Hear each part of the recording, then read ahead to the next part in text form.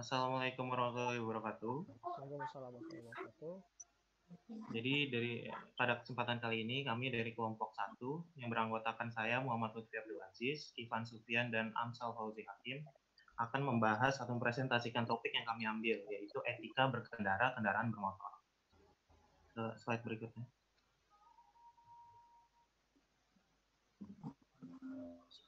Ya.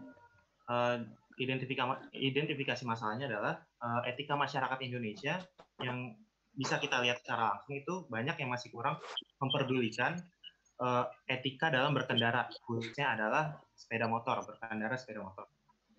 Seperti masih banyak yang kurang memperdulikan pengguna jalan lain sehingga dapat meningkatkan resiko terjadinya kecelakaan. Boleh dilanjut langsung aja Pak slide-nya. Ya, jadi kita mensimulasikan masalah atau mencari akar permasalahan dari hal tersebut. Kenapa banyak sekali pengendara sepeda motor itu yang bisa dibilang masih kurang memperdulikan etika atau berkendara itu masih banyak yang semena-mena.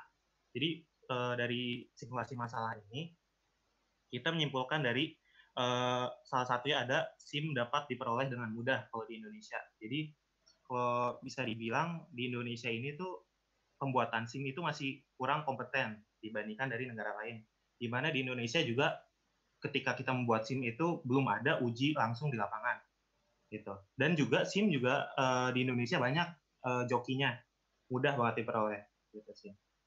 Nah, terus akses sepeda motor ke masyarakat itu sangat mudah di Indonesia. Jadi siapapun dan dari latar belakang manapun itu bisa mengendarai sepeda motor.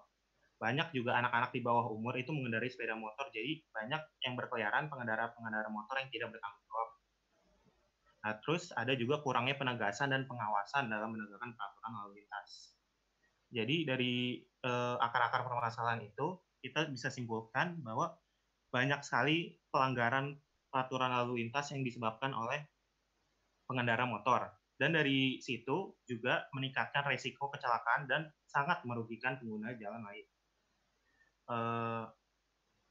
Ada juga kemarin saya baca di artikel bahwa sekitar 70% bahkan lebih itu yang melanggar atau yang apa ya sebutannya, yang melanggar lalu lintas itu 70% itu adalah sepeda motor, bukan mobil atau kendaraan pribadi lain.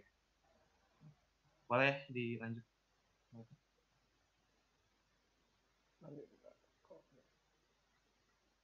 Bentar kok nggak apa-apa dah. Nah, ini ya. Amsal. Ini layarnya belum kelihatan Pak. Belum? Udah? Nah udah. Orang.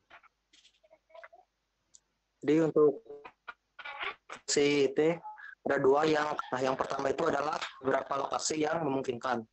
Nah yang kedua itu melakukan razia di lokasi lain yang tidak diterapkan sistem e-tilang tersebut. Nah, bagaimana sistem? Nah, kami di tempat yang banyak dilalui pengendara bermotor dan memungkinkan untuk diterapkan sistem e-tilang tersebut. Nah, saat sistem mendeteksi adanya pelanggaran, maka CCTV akan mengambil foto plat nomor kendaraan tersebut. Nah, kemudian surat tilang akan dikirim ke alamat si pelaku pelanggar tersebut. Atau bisa juga melalui SMS. Nah, kemudian yang bersangkutan diharuskan datang ke kantor polisi sesuai jadwal yang tertera bersama dengan surat tilang yang diberikan. Nah, apabila yang bersangkutan tidak hadir pada waktu yang telah ditentukan, maka petugas akan langsung mendatangi alamat pelaku tersebut.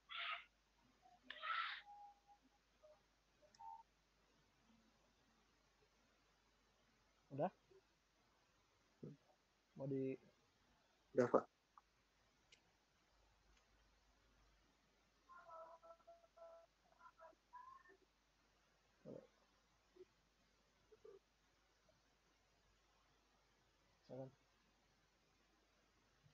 Ya, Ivan.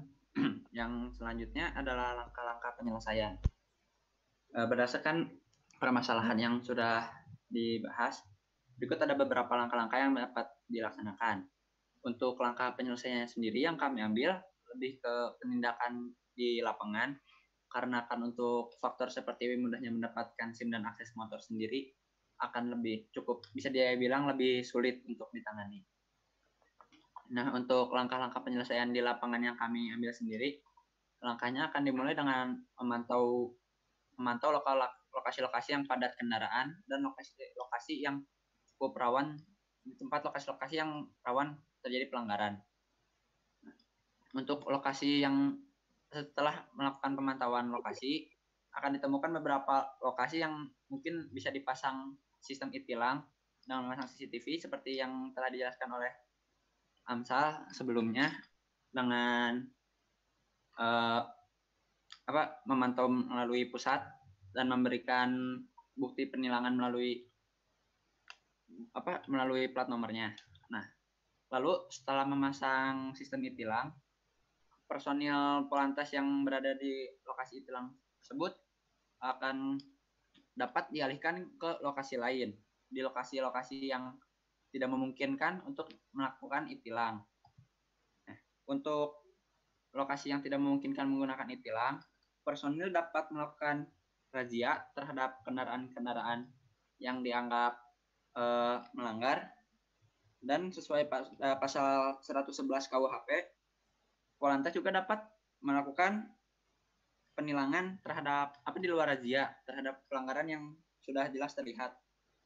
Karena pada pasal 111 KUHP dapat dijelaskan bahwa petugas tidak memerlukan surat izin untuk melakukan penilangan terhadap pelanggaran yang sudah jelas terjadi.